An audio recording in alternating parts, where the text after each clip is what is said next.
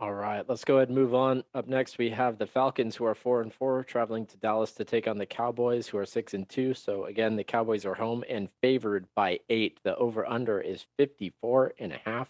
Something to consider looking at this spread is that the Falcons have played 6 straight one-possession games, the longest active streak in the NFL. Now, there is some familiarity here. Dan Quinn, the defensive coordinator, is obviously familiar with the Falcons as he was their head coach for years. Now he will be the fifth coach to take a team to the Super Bowl and then later face the team as a coordinator for a different team. Coaches in that scenario are 3-1 in those former 4 instances. Now, more good news for the Cowboys is that Dak Prescott has had a passer rating of 112.3 when not under pressure this season, and Atlanta has a 21.4 percentage of QB pressure rate, which is the lowest in the NFL. So on this one, I'm curious as to what you think is going to happen, Jake. Falcons, Cowboys. Yeah, again, another what happened in week 9 with the Cowboys and losing. Is that a trend or is that a fluke? I'm really hoping it's a fluke on this one because I'm going to take the Cowboys on this game. I know the Falcons have been playing better. Their defense has been kind of coming along, but I just think the Cowboys just have way too much talent. I think they came out and maybe not necessarily took the Broncos lightly, but I just don't think they executed as well. So I'll take the Cowboys. I think they have a bounce back game. You're going to start your usual suspects. It's pretty good matchups all around for fantasy standards. So Zeke, I even like Dak this week. If you're playing in a 2 quarterback, or if you have 2 quarterbacks and you don't know who to start, I actually like Dak a lot this week. So CD, he definitely has a bounce back. Amari Cooper, like all those guys. As far as the Falcons go, Mike Davis, and it hurts me to say this, it's possible he definitely has games here or there, but he's a bench candidate for me pretty much the rest of the season, unless not wishing injury on anybody, unless injuries happen. He's a bench candidate for me. So you're gonna play Patterson. You have to play him every week. You just never know what he's gonna do. Definitely a big part of that offense. And then that passing offense for the Falcons, I still just want to see who it is. Who's that wide receiver that's going to take it over?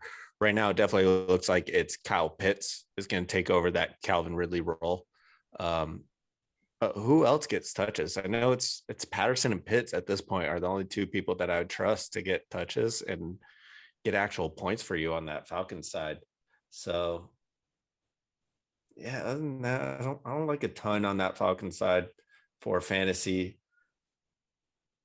Take the Cowboys in this one. The over under, I'm leaning the over. 54, 55 seems like a lot. I'll leave the over on this one though. I'm not happy about that over under, but I'll lean the over. How you feeling on this one, Mike?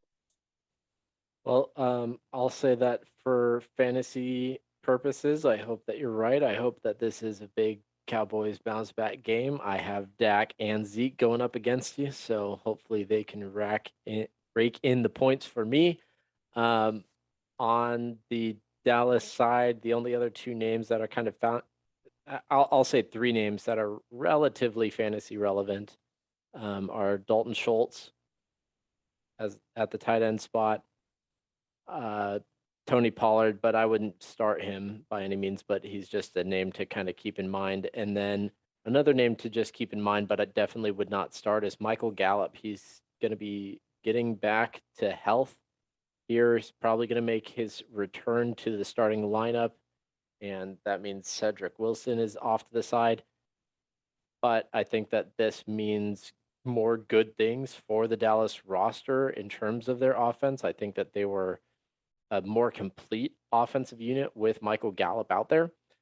And then on the Falcons side, like you mentioned, Kyle Pitts, Cordero Patterson. If you wanted to play Mike Davis, I wouldn't be mad at you, Jake, because I agree. I do not think that he is the guy that he was drafted to be in any way, shape, or form. On the receiving side, Russell Gage, kind of, Tajay Sharp, kind of, Zacchaeus. I don't even know. I know that he ends up in the end zone every now and then, but it's just hard to, again, predict who from that kind of turnstile of wide receivers it's going to be. So it's definitely just more of a wait and see approach. Matt Ryan, I don't necessarily love on a week to week basis. But this is, since it's such a high over under, an okay spot to stream him if you need to. I wouldn't say that he's the best streaming option by in any way, shape, or form, but he's a streaming option. Over under wise, I am also. Did you say you were taking the over? Because I'm leaning the over. Just I'm leaning because the over. you're leaning the over, yeah. And I agree. I remember you saying now you're not happy about it. I'm not happy about it either. It's kind of like do I really want to trust the Falcons? But also, the Falcons are 4-4. If the season ended right now, they would actually be in the playoffs. This is weird.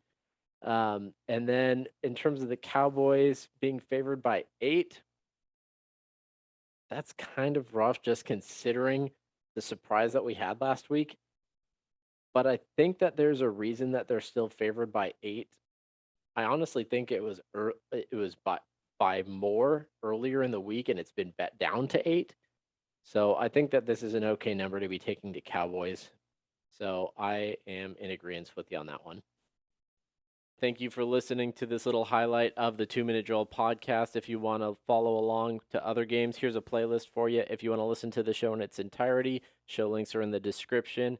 Make sure you're subscribed to the YouTube channel, and we'll see you on the next one. Peace.